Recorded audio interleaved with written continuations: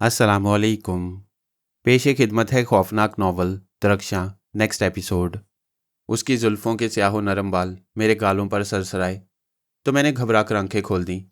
मेरे दिल की धड़कनें बतदरीज तेज़ होने लगी। वो कोई गैर नहीं, मेरी अपनी ज़िंदगी, मेरी रूह, मेरी दरख्शां थी, जो मेरे करीब खड़ी वालिहाना नज़रों से मुझे देखे जा रही थी। उसकी नशीली आंखों में मेरे लिए बेपनाह मोहब्बत थी, प्यार था, अपनायत थी। उसका कुर्ब और उसके जिस्म की मानूस महक मुझे कुछ याद दिला रही थी। मैंने आहिस्ता से हाथ बढ़ाकर उसे पकड़ना चाहा, लेकिन वो मेरा इरादा भांप चुकी थी। मुस्कुराकर एक कदम पीछे हो गई। दरख्शां, मैंने शिकायत की, तुम मुझसे कतरा रही हो। मैं सिर्फ और सिर्फ तुम्हारी हूँ जमाल, लेकिन अभी हमारे दरमियान कुछ मरहले, कुछ फासले बाकी हैं। और दरख्शां की बात सुनकर मुझे यकलख्त ख्याल आ गया कि एक बार बद किरदार सोकारू ने दरख्शां के रूप में मुझे अपने शहर के जरिए मुझसे कुछ राज़ गुलवाने की कोशिश की थी। अगर जैक्सन ने बर वक्त मुझे हकीकत से आगाह ना किया होता तो शायद मैं वो अंगूठी उंगली से उतार देता जो मैंने मजजूब से हासिल की थी, और फिर मेरा अंजाम यकीनन औरफीना के बूढ़े और खबीस जादूगर की ख्वाहिशात के आन मुताबिक होता। दरख्शां, मेरी रूह, तुमने कहा था कि हम बहुत जल्द एक दूसरे को पालेंगे। मैंने मोहतात अंदाज इख्तियार किया। तुम्हारी ख्वाहिश के मुताबिक मैंने समुद्री सफ़र किया, बड़ी से बड़ी मुसीबतों का सामना किया, और अब मुझे शर्मिंदा ना करो जमाल। वो मलौल हो गई। मैं जानती हूँ कि तुमने मेरी खातिर क्या क्या तकलीफ़ बर्दाश्त की हैं, लेकिन अब फासले तेजी से सिमट रहे हैं। जुदाई की तवील घड़ियां बहुत जल्द ख़त्म होने वाली हैं। तुमने पहले भी यही कहा था, लेकिन जमाल, उसने मेरा जुमला काटते हुए बड़ी बेबसी से कहा, तुम ये क्यों भूल जाते हो कि मैं एक रूह हूँ, एक भटकती हुई बेचैन रूह, जो तुम्हारे इंतज़ार में एक एक लम्हा बेहद करब और बड़ी अजियत में गुजारी है। काश मैं तुम्हें बता सकती कि तुमसे किस कदर करीब हूँ। तुम्हारी खातिर मैं दुनिया के आखिरी सिरे तक सफ़र जारी रख सकता हूँ। मेरी ज़िंदगी। उसकी निगाहों में शबनमी कतरों की नमी देखकर मैं तड़प उठा। खुदारा तुम उदास न हो। अगर किस्मत को मंजूर हुआ तो हम ज़रूर मिलेंगे। उरू के मनहूस कबीले और यहाँ के लोगों ने तुम्हें उलझा दिया है जमाल। तुम कहो मेरी ज़िंदगी, कहो।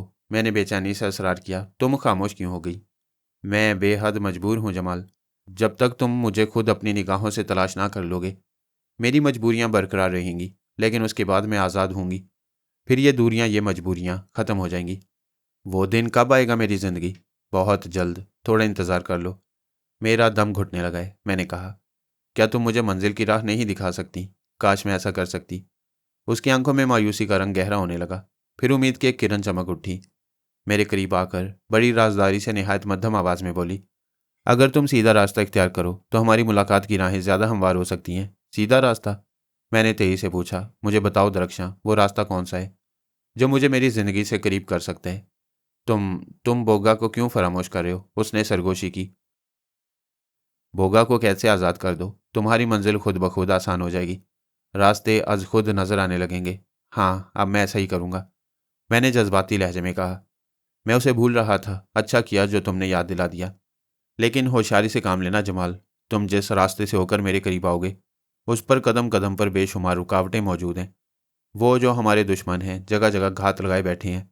तुम्हें फूंक फूंक कर कदम उठाना होगा। दरख्शां, मैंने उसे टटोलने की खातिर अंगूठी की जानिब मुतवज्जा करते हुए कहा, क्या यह अंगूठी तुम्हें पसंद है? बज़ाहिर मामूली सी है, लेकिन मैंने अपना जुमला अधूरा छोड़ दिया। दरख्शां के चेहरे पर नजरें जमाकर उसके तासुरात देखने लगा। वो चंद लम्हे खामोश खड़ी लकड़ी की अंगूठी को देखती रही। फिर उसकी आंखें चमक उठी, यूं जैसे उसे कारून का खजाना मिल गया हो। मेरी निगाहों में निगाहें डालकर बड़ी अपनायत से बोली, यह अंगूठी तुम्हारी जिंदगी के लिए एक कीमती सरमाया है, बेहद नायाब तोहफा। इसे संभाल कर रखना। तुम्हें पसंद है तो तुम ले लो। मैंने अंगूठी पर हाथ रखकर इसे उतारने की अदाकारी की तो दरख्शां बेचैन हो गई। तड़प कर तेजी से बोली, नहीं जमाल, नहीं। इस अंगूठी को भूलकर भी अपनी उंगली से उतारने की कोशिश न करना। जिस दिन तुमने ऐसा किया वो तुम्हारे सुकून का आखिरी दिन होगा। मेरा सुकून, मेरी राहत तो तुम हो मेरी जिंदगी। मैंने दरख्शां की असलियत को कसौटी पर देखने के बाद जज्बाती लहजे में जवाब दिया, यह तुम्हारी मोहब्बत है जो तुम ऐसा कह रहे हो, लेकिन मुझसे एक वादा करो। हुक्म दो मेरी जिंदगी। तुम इस अंगूठी को किसी कीमत पर अपने वजूद से अलहदा नहीं करोगे। वो बेहद संजीदगी से बोली, अगर कभी मैं भी फरमाइश करूं तो तुम सख्ती से इनकार कर देना। क्यों? मैंने संजीदगी से वजाहत चाही। आखिर ऐसी क्या बात है इस अंगूठी में? तुम इसकी कीमत का अंदाज़ा नहीं लगा सकते जमाल। यह अंगूठी तुम्हारे लिए तुम्हारी ज़िंदगी से भी ज़्यादा कीमती है। दरख्शां ने मुझे यकीन दिलाने की कोशिश की। वो कुछ और भी कहना चाहती थी, लेकिन अचानक इस तरह चौंकी जैसे उसे खतरे का एहसास हो गया हो। क्या बात है दरख्शां? तुम अचानक परेशान क्यों हो गई? मैं जा रही हूँ जमाल। तुम मेरी बातों का ख्याल रखना। मुझे बताओ दरख्शां, बोगा। दरक्षा ने मेरे और करीब होकर कान में सरगोशी की। उसे जितनी जल्दी मुमकिन हो आज़ाद कर दो। फिर वो अचानक मेरी निगाहों से ओझल हो गई। मैं हड़बड़ा कर उठ बैठा। जेकब मेरे करीब अपने बिस्तर पर लेटा हलक से तवील खराटे नशर कर रहा था। मैंने अपनी दस्ती घड़ी पर निगाह डाली। सुबह होने में अभी खासा वक्त था। कुछ देर तक मैं बिस्तर पर बैठा दरक्षा के तस्वुर से खेलता रहा। फिर बोगा का ख्याल आया तो मैंने बिस्तर छोड़ दिया। तेजी से दबे पांव उठकर ब्लो पाइप लिया और रबीक को मुंह में रखकर रिहाशका से बाहर आ गया। मेरा वो अमल गैर इरादी था। इतनी रात गए रबीक को मुंह में रखे बगैर भी मैं बाहर जा सकता था। लेकिन शायद कुदरत मेरी राहबरी कर रही थी, जिसका एहसास मुझे रिहाशका से कुछ दूर जाते ही हो गया। वह यकीनन मकाला या समोरा के आदमी रहे होंगे, जो दरख्तों की आड़ में छुपे हमारी रिहाशका की निगरानी कर रहे थे। जो वाकयात गुजर चुके थे उससे खौफजदा होकर उन्हें हमारे करीब आने की हिम्मत नहीं हो सकी, लेकिन वह दूर दूर रहकर हमारी नकलो हरकत का जायजा लेना चाहते थे। उनकी तादाद 5 थी, मुमकिन है कुछ और भी रहे हों जो मेरी निगाहों में ना आ सके हों। मैं अगर चाहता तो ब्लो पाइप के जरिए उनका काम तमाम कर सकता था, लेकिन मैंने गुरेज किया। वो जिस काम पर मामूर थे उसमें उनके अपने इरादे को कोई दखल नहीं था। अगर वो हमारी जान के दरपे होते तो ख्वाबगाह में दाखिल होकर सोते में भी हमें ठिकाने लगा सकते थे। मैं उनके करीब खड़ा अपने अगले इक़दाम पर गौर करता रहा। हरचंद के मुझे यकीन था कि अपने 8 बेहतरीन साथियों का अंजाम देखने के बाद वो हमारे करीब आने की जुर्रत नहीं करेंगे, लेकिन दुश्मन की जानिब से गफलत बरतना और उसे खुद से कमतर समझना भी दानिशमंदी के खिलाफ था। मैं दुश्मनों के दरमियान उनकी निगाहों से ओझल खामोश खड़ा था कि उनमें से एक ने, जो निस्बतन ज़्यादा नडर और बेखौफ दिखाई देता था, अपने दूसरे साथियों से सरगोशी की, क्या यह मुनासिब होगा कि हम सुबह तक यहाँ बैठे रहने की बजाय आगे बढ़ें और अपने इन दुश्मनों का सफाया कर दें जिन्होंने हमारे अजीज साथियों को मौत के घाट उतार दिया है? नहीं, दूसरे शख्स ने तेजी से कहा। मकाला ने हमें सिर्फ दूर रहकर उनकी निगरानी का हुक्म दिया है, लेकिन अपने दुश्मनों को ख़त्म करके हम अजीम मकाला की निगाहों में ऊंचा मुकाम भी हासिल कर सकते हैं। नाकामी की सूरत में हमारा अंजाम हमारे साथियों से ज़्यादा हौलनाक हो सकता है। दूसरे शख्स ने फैसलाकुन लहजे में कहा। जितना कहा गया है हम उससे ज़्यादा कुछ नहीं करेंगे। मेरा भी यही मशवरा है, तीसरे ने अपनी राय का इजहार किया। हमें मकाला के हुक्म के खिलाफ कोई कदम नहीं उठाना चाहिए। सोकारू ने यह भी कहा था कि कुछ नादीदा और पुरस्रार कुव्वतें उनकी पुश्त पनाही कर रही हैं। चौथा बोला, क्या हम पुरस्रार कुव्वतों से मुकाबला करके कामयाबी हासिल कर सकते हैं? अजीम मकाला ने कुछ सोच समझ कर ही हमें सिर्फ निगरानी का हुक्म दिया होगा। दूसरे शख्स ने तेजी से सरगोशी की। चौथा बोला, दूसरी शक्ल में या तो वो बूढ़े सोकारू के अमल के जरिए उन तीनों को ठिकाने लगवाने की कोशिश करता, या फिर खुद ही भूखे उकाब की तरह उन पर टूट पड़ता। ठीक है, पहले शख्स ने होंठ चबाते हुए बेदिली से जवाब दिया। अगर तुम मुनासिब नहीं समझते तो फिर हम सिर्फ निगरानी पर ही इक्तफा करते हैं। इन बातों ने मेरे इस ख्याल की तस्दीक कर दी कि वह खुद हमारे करीब आने की हिम्मत नहीं करेंगे। चुनाचे मैं उनकी तरफ से मुतमईन होकर पलटा और उस रास्ते की जानिब तेज तेज कदम उठाने लगा जो बोगा की तरफ जाता था। मुझे उन रास्तों को तलाश करने में थोड़ी दुश्वारी भी पेश आई जो चट्टानों के दरमियान से गुजरते थे, लेकिन चील की शक्ल से मिलते जुलते पत्थर के करीब पहुंचकर मेरे दिल की धड़कनें तेज हो गईं। मैं ठीक निशान पर आ गया था। कुछ देर बाद मैं तंग दरार से गुजरकर उस चट्टान तक पहुंच गया जिसके एक मखसूस हिस्से पर हाथों का दबाव डालकर समोरा ने वो खला नमूदार की थी, जिससे एक आदमी बमुश्किल गुजर कर उस गार तक पहुंच सकता था जहां बोगा को कैद किया गया। मेरी कोशिश रायगा नहीं गई। थोड़ी सी तगदो के बाद मैं बोगा तक पहुंचने में कामयाब हो गया, जो जंजीर से बंधा होने के बावजूद संगलाक फर्श पर निहायत बेफिक्री की नींद सो रहा था। मैं चंद सानिया खामोश खड़ा बोगा को देखता रहा। फिर मेरी निगाहें उस खला की जानिब उठ गईं जहां से कपकपाती रोशनी फूट रही थी। खला के दूसरी जानिब समोरा का कोई जर खरीद गुलाम ओगारा मौजूद था, जो हर वक्त किसी खुफिया पुलिस के मोहतात अफसर की तरह गार की सिमत आने वाले रास्तों पर नजरें जमाए रखता था। हर चंद के रात के वक्त पथरीले रास्तों और तंगो तारीक और नाहमवार चट्टानों के दरमियान से गुजरते हुए मेरे जिस्म पर बेशुमार खराशें आ गई थीं और मैं कुछ थकान भी महसूस कर रहा था, लेकिन वो वक्त इन बातों पर गौर करने का नहीं था। कुछ सोचकर मैंने ब्लो पाइप में एक जहरीली सुई रखी। फिर गार के दरमियान वाली खला के करीब जाकर समोरा को लब लहजे की नकल उतारते हुए आस्ता से ओगारा को आवाज़ दी, लेकिन दूसरी जानिब से कोई जवाब नहीं मिला। या तो ओगारा ने खतरे की बू सूंघकर दम साध लिया था, या फिर रात के पिछले पहर वो भी गफलत की नींद से दो चार था। मैंने एक बार फिर उसे कदर ऊंची आवाज़ में पुकारा। इस बार भी मुझे मायूसी हुई, लेकिन तीसरी आवाज़ पर दूसरी जानिब से कुछ ऐसी आवाज़ें सुनाई दी जैसे कोई बौखला कर उठा हो। फिर एक लम्हे बाद ओगारा की आवाज़ मेरे कानों से टकराई। कौन है? ओगारा, मैंने बदस्तूर समोरा के लहजे की नकल करते हुए सफ़ाक आवाज़ में कहा। क्या तू सो रहा था? सरदार, ओगारा ने इस बार खौफजदा अंदाज में जवाब दिया। शायद एक पल को मेरी आंख झपक गई, लेकिन मैं गाफिल नहीं था। सामने आकर बात कर, मैंने राजदारी से कहा। मैं तेरे लिए एक अहम खबर लाया हूँ। मुकद्दस समोरा, कहीं तो अपने गुलाम से नाराज़ तो नहीं हो गया? वक्त मत बर्बाद कर, मैं क्रख्त लहजे में बोला। हमारे लिए एक एक पल बहुत अहम है। आता हूँ सरदार, आता हूँ।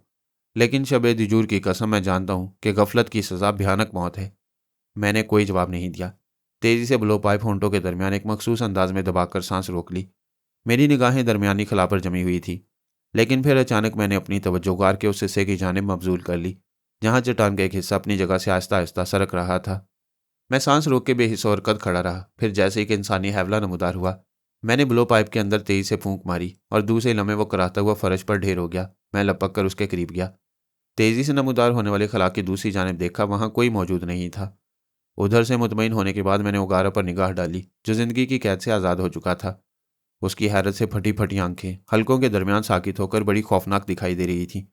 जो कुछ अचानक हो गया, शायद उसे इसकी तवक्को नहीं थी। उगारे के इम्कानी खतरे को रास्ते से हटाने के बाद मैंने रबीक को मुंह से निकाला और बोगा के करीब जाकर उसे बेदार करने लगा। कुछ देर तक बोगा नागवार अंदाज में करवटें बदलता रहा, फिर हड़बड़ाकर उठते हुए गुर्राया, मनहूस आंतों की गलीज पैदावार। क्या तू बदनसीब बोगा को पल भर भी चैन की नींद? बोगा का जुमला उसके हलक में फंसकर अधूरा रह गया।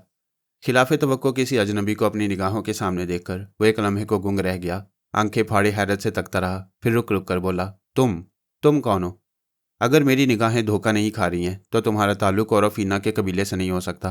तुम ठीक समझ रहे हो, मैंने संजीदगी से जवाब दिया। मेरा ताल्लुक तुम्हारे कबीले से नहीं है। फिर तुम? उसने जवाब में कुछ कहना चाहा, लेकिन ओगारा की अकड़ी हुई लाश को देखकर फिर हैरतों का शिकार हो गया। समोरा ने इसे तुम्हारी निगरानी पर तैनात किया था, मैंने इसे ठिकाने लगा दिया। क्या तुम इस जजीरे पर तन्हा आए हो? बोगा ने मुझे घूरते हुए सवाल किया। नहीं, मेरे 2 साथी और भी हैं। ओह ओह, बोगा की आंखें चमक उठी। फिर तुम वही हो जिसके बारे में मेरे बुजुर्गों ने पेशन गोई की थी। लेकिन तुमने ओगारा को क्यों मार दिया? जारिया की बेचैन रूह ने मुझसे तुम्हारी रिहाइश की ख्वाहिश का इजहार किया था, इसलिए मैंने तुम्हारे दुश्मन को मौत की अब्दी नींद सुला दिया। तो क्या समोरा ने जारिया को भी खत्म कर दिया? बोगा अपनी महबूबा की मौत की खबर सुनकर अफसुर्दा हो गया। सब्र से काम लो बोगा, मैंने उसे हालात की तफसील बताते हुए कहा। समोरा का सूरज अब गुरूब होने वाला है। तुम्हारे बुजुर्गों ने जो पेशन गोई की थी, अब उसका वक्त बहुत करीब आ गया है। मैंने समोरा को समझाने की कोशिश की थी, लेकिन वो ताकत के नशे में अंधा हो गया। बोगा ने खुद को संभालते हुए कहा, मुकद्दस मुजस्मे की गुमशुदगी, मजहबी रहनुमा की मौत और अफीना के जजीरे पर तुम लोगों की आमद, मेरे बुजुर्गों ने यही सब कुछ बताया था। मुकद्दस औरिगा का अताब अपना रंग दिखा रहा है। समोरा का जवाल करीब आ चुका है, लेकिन तुमने मुझे सावरी के बारे में कुछ नहीं बताया। बोगा ने चौंक कर पूछा, क्या मेरे दुश्मनों ने उस मासूम बच्ची को भी? नहीं, सावरी हमारी हिफाजत में है। मुझे यकीन था, बोगा जोशीले लहजे में बोला। देवताओं ने उसे कबूल कर लिया है, इसलिए समोरा की ताकत उसे बर्बाद नहीं कर सकती। मैं बोगा को उसकी गैर मौजूदगी में पेश आने वाले हालात से आगाह करता रहा। फिर जब मैंने उसे देवता के स्नान के मौका पर सागो और समोरा के दरमियान होने वाले मुकाबले के बारे में बताया, तो बोगा ने मुझे तीखी नज़रों से घूरते हुए पूछा, क्या तुमने उरू का गुमशुदा मुजस्मा समोरा को वापस कर दिया? तुम्हें इसका इल्म किस तरह हुआ? मैंने पूछा। कोई फ़र्क नहीं पड़ता, मैं देखूंगा कि अब मेरे दुश्मनों का अंजाम कितना भयानक होता है। बोगा ने मेरे सवाल का जवाब देने की बजाय खला में घूरते हुए कहा। फिर उसने अपने पैर में पड़ी हुई आहनी और मोटी जंजीर को हकारत से घूरा। तुम इसकी फिक्र मत करो, मैंने कहा। मैंने जारिया से वादा किया था कि तुम्हें हर कीमत पर कबीले वालों के दरमियान वापस ले जाऊंगा। मुकद्दस औरिगा की कसम, मैं समोरा से जारिया की मौत का इंतकाम जरूर लूंगा। बोगा ने मुठ्ठियां भींच कर कहा। फिर मेरी तरफ देखकर तेजी से बोला, क्या तुम्हें यकीन है कि यहाँ तक आते हुए मेरे दुश्मनों ने तुम्हें नहीं देखा होगा? अगर वो देख लेते तो भूखे दरिंदों की मानंद मेरी बोटियां नोचने को लपक पड़ते। क्या उगारा की मौत मेरे बयान की तस्दीक नहीं करती? तुम ठीक कह रहे हो मेरे दोस्त, बोगा ने पहली बार इत्मीनान का तवील सांस लेते हुए कहा। फिर कुछ सोच कर बोला, तुम्हारा काम पूरा हो गया। मैं तुम्हारे यह एहसान कभी फरामोश नहीं करूंगा, और अब मेरा मशवरा है कि जितनी जल्दी मुमकिन हो तुम यहाँ से वापस अपने साथियों के दरमियान लौट जाओ। क्या तुम मेरे साथ चलना पसंद नहीं करोगे? नहीं, बोगा ने मुख्तसरन मगर फैसला कुन अंदाज में जवाब दिया। बोगा, मैंने उसे यकीन दिलाने की कोशिश की, तुम शायद भूल रहे हो कि समोरा ने तुम्हें आहनी जंजीरों में बांध रखा है। मेरे चले जाने के बाद अगर वो इधर आ गया तो तुम्हारा अशर तुम्हारी तवक्को से ज़्यादा खतरनाक साबित होगा। नहीं, अब ऐसा नहीं होगा, बोगा ठोस आवाज़ में बोला। अब तक मैं मुकद्दस औरिगा की खुशनुदी की खातिर खामोश था, लेकिन अब किस्मतों का मालिक मुझ पर मेहरबान है, इसलिए अब दुनिया की कोई ताकत मेरा रास्ता नहीं रोक सकती। मेरे अजनबी दोस्त, क्या तुम बोगा की कुव्वत का तमाशा देखना पसंद करोगे? फिर कबल इसके कि मैं कोई जवाब देता, बोगा ने छत की जानिब चेहरा बुलंद करके आंखें बंद कर लीं। उसके होंठ मुतहर्रिक नजर आ रहे थे। गालिबन वो अपने मुकद्दस देवताओं से मुखातिब था। मैं खामोश खड़ा उसकी कैफियत का जायजा लेता रहा, और इस वक्त मेरी हैरत की कोई इंतहा न रही जब बोगा ने दोबारा अपनी आंखें खोली। उन आंखों के अंदर मुझे भड़कते शोलों का खौफनाक रक्स नजर आ रहा था। फिर उसने आहनी जंजीर की सिमत घूरा तो गार के अंदर रोशनी का एक तेज धमाका हुआ और बोगा के पैरों में नजर आने वाली आहनी जंजीर टूटकर रेजा रेजा हो गई। मैं अभी अपनी हैरत पर काबू पाने की कोशिश कर रहा था कि बोगा हैरत अंगेज फुर्ती से उछलकर अपने कदमों पर खड़ा हो गया। तुमने देखा मेरे अजनबी दोस्त, मेरे मोहसिन, मुकद्दस ओरिगा ने बोगा की खोई हुई कुव्वतें उसे वापस लौटा दी हैं। अब मेरी बारी है। बोगा ने वैश्याना अंदाज में कहका लगाते हुए कहा। अब मेरे इंतकाम का वक्त करीब आ गया है। बोगा के कह के हर लम्हे तेज से तेजतर होते जा रहे थे। वो जुनूनी अंदाज में गार में उछल कूद कर रहा था। अपनी आज़ादी का ऐलान करने की खातिर बार बार दरिंदों की तरह अपनी छाती ठोंकने लगता। मैंने वहां रुकना मुनासिब नहीं समझा। बोगा से रुखसत होकर वापस अपनी रहायशगाह पर आ गया, जहां जेकब के खर्राटे बदस्तूर गूंज रहे थे। मैं खामोशी से अपने बिस्तर पर नीम दराज हो गया और बोगा के बारे में बड़ी संजीदगी से गौर करने लगा। उस रोज़ सुबह ही से ओरोफीना के जजीरे पर मेले का सामान नजर आ रहा था। कबीले के लोग उरू के तवीलुल कामत और बेहंगम बुद्ध के सामने सरे शाम ही से जमा होना शुरू हो गए। दूर दराज की तमाम छोटी मोटी बस्तियों के वैशी जौक दर जौक बड़े मैदान के गिर्द इकट्ठा हो रहे थे, जहां एक खासे कुशादा गड़े के अंदर मध्यम आग रोशन थी। आज कबीले के लोग उरू की मूरत को गुसल देने की रस्म की अदायगी का जश्न मनाने वाले थे, जिसके बाद समोरा और सागू पहलवान के दरमियान मुकाबला होने वाला था। साबरी मुझे इस जश्न के बारे में बता रही थी। उसके बयान के मुताबिक देवता के स्नान की रस्म की अदायगी हर 3 साल बाद मुनक्किद होती थी और कबीले के लोग इस जश्न का बड़ी शिद्दत से इंतजार करते थे। हस्बे मामूल मैदान के करीब ऊंचे टीले पर समोरा के बैठने की जगह मखसूस थी। हमने जानबूझकर टीले के करीब कोई जगह हासिल करने की बजाय उरू के बुत के बाएं जानिब एक ऐसी जगह का इंतखाब किया जहां से न सिर्फ यह कि मैदान का वो हिस्सा साफ नजर आ रहा था जहां सागू और समोरा के दरमियान मुकाबला मुतवक्का था, बल्कि इस मुकाम से समोरा पर भी निगाह रखी जा सकती थी। जूं वक्त गुजरता जा रहा था, मैदान में लोगों का अज़्दाम बढ़ता जा रहा था। मैं और कैलाश सावरी से जश्न की तफसीलात पूछने में मसरूफ़ थे, लेकिन जेकब गुमसुम बैठा किसी गहरी सोच में गर्क था। मेरी नज़रें बार बार मजमा की जानिब उठ रही थीं। मैं बोगा को तलाश कर रहा था। गार से रुखसत होते वक्त उसने मुझसे यही कहा था कि वो एक मुनासिब वक्त पर लोगों के दरमियान खुद को जाहिर करेगा। देवता के स्नान की यह रस्म जुल्म और दरिंदगी की एक बदतरीन और निहायत वहशियाना मिसाल है, सावरी हमें बता रही थी। कुछ देर बाद तुम अपनी निगाहों से इस रस्म के वहशतनाक पहलुओं को देख सकोगे। क्या आज भी उरू की मूर्ति को कवारियों के खून से गुसल दिया जाएगा? कैलाश ने पूछा। नहीं, सावरी ने हल्की सी झुरझुरी लेते हुए जवाब दिया। आज देवता के बुत को पानी से नहलाया और धोया जाएगा। इसके बाद वो तमाम मुर्दा ढांचे और खोपड़ियाँ अंबार की सूरत में जमा कर दी जाएंगी, जो 3 साल के अरसे में जमा की गई होंगी। मैं समझा नहीं। मैंने हैरत से पूछा। कबीले में जो लोग मरते हैं उनको ज़ाया नहीं किया जाता। उनके जिस्म का गोश्त खाने के लिए महफूज कर लिया जाता है और इस्तख्वानी पिंजर भी, जिसे स्नान की रस्म की अदायगी के मौका पर जमा करके उसमें आग लगा दी जाती है। क्या तुम्हारे कबीले के लोग इंसानों का गोश्त भी खाते हैं? जेकब ने चौंक कर सवाल किया। शायद उसके जहन में वो सफ़रनामा उभर आया था, जिसके मुताबिक एक कबीले के वैशी लोग पादरियों का गोश्त बेहद ज़ौक़ शौक़ से खाने के आदी थे। ज़्यादातर लोग फल और मछलियों से पेट भरते हैं, लेकिन कुछ बस्तियां ऐसी भी हैं जहां के लोग इंसानी गोश्त ही पसंद करते हैं, सावरी ने तफसील बताते हुए कहा। सागू का ताल्लुक भी उसी एक बस्ती से है। तुम्हें कैसे मालूम हुआ? कैलाश ने तेजी से पूछा। मेरा मतलब है कि तुमने आज से पेशतर सागू के सिलसिले में अपनी लालमी का इजहार किया था। हाँ, ये बात अभी कुछ देर पेशतर मुझे कबीले की एक लड़की ने बताई है, सावरी ने अपनी सफाई पेश करते हुए कहा। उसका ख्याल है कि सागू निहायत जर्री और सफाक है और पल भर में समोरा को जेर कर देगा। मैंने सावरी की बात का कोई नोटिस नहीं लिया। मेरी निगाहें बदस्तूर लोगों के हजूम के दरमियान बोगा को तलाश कर रही थी। मैं अभी अपने ही ख्यालात में गुम था कि एक जानिब से शोरगुल बुलंद होने लगा। मैंने पलट कर देखा तो ओरोफीना कबीले का सरदार समोरा लोगों के कांधों पर सवार अपनी नशिस्त की जानिब जा रहा था।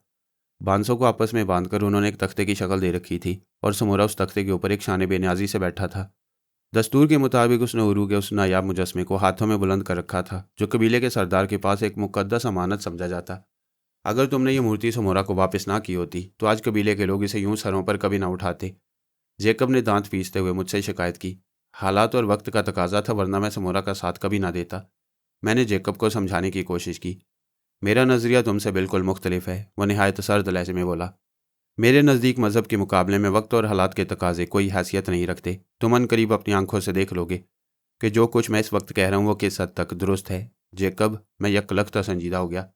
क्या तुम्हारे जहन में अभी तक ये ख्याल बरकरार है कि तुम उरू के मुजस्मों को तबाह करने में कामयाब हो जाओगे? मैं एक बार तुम्हें अपना राजदार बनाकर हमाकत का सबूत दे चुका हूँ, दोबारा मुझसे ऐसी तवक्को न रखना। जेकब ने ठोस आवाज़ में कहा। उसका लबो लहजा और तेवर बता रहे थे कि वह जो कुछ कह रहे उसे कर गुजरने की हिम्मत भी रखता है। दानिशवरों ने ठीक ही कहा है कि अहमकों के सर पर सींग नहीं होते। कैलाश ने जेकब पर जुमला कसा। मैं एक अरसे से देख रहा हूँ, लेकिन अभी तक मुझे तुम्हारे सर पर भी सींग नाम की कोई शय नजर नहीं आई। जेकब ने पलट कर जवाब दिया। ऐसी सूरत में तुम्हारे बारे में क्या राय कायम की जाए, जबकि तुम्हारे पास सर्जरी की सनद भी मौजूद है। कैलाश कोई मुनासिब जवाब देना चाहता था कि हमारी तवज्जो दोबारा शोर गुल की जानिब मबजूल हो गई। इस बार हमने मकाला को देखा, जो हजूम की सूरत में ऊंचे टीले की जानिब सीना ताने कदम उठा रहा था। उसके अतराफ मसनूई चेहरे वालों की बड़ी तादाद के अलावा उसके हामी भी थे, जो रक्स करते और बार बार नारे बुलंद करते जुलूस की शक्ल में मकाला को उसकी नशिस्त की जानिब ले जा रहे थे। वो वक्त भी आ गया जिसका हमें शिद्दत से इंतजार था। सावरी के बयान के मुताबिक मुर्दा इंसानी ढांचों और साल खुर्दा खोपड़ियों के एक बड़े अंबार को उरू की मूर्ति को गुसल देने के बाद उसके सामने जमा करके नजर आतिश कर दिया गया। वो कोई खास रकीक मुरक्कब था जिसे छिड़कने से आग के शोले एकदम भड़क कर आसमान से बातें करने लगते। इस तख्वानी पिंजर के अलावा गढ़े की आग को भी तेज कर दिया गया। शोलों की रोशनी ने दिन का समा पैदा कर दिया, लेकिन इंसानी चेहरों पर उनकी लपट बेहद पुरस्रार और हौलनाक मंजर पेश कर रही थी। सुमोरा और मकाला अपनी अपनी नशिस्तों पर मौजूद थे, लेकिन अभी तक सागू नजर नहीं आया था। सबसे पहले मसनूई चेहरे वालों ने उरू की मूर्ति के सामने जमा होकर ज़रूरी रसूमात की अदायगी की। फिर मुकामी लोगों का वहशियाना रक्स शुरू हुआ। देवता के कदमों में मुख्तलिफ कुर्बानियाँ पेश की गई।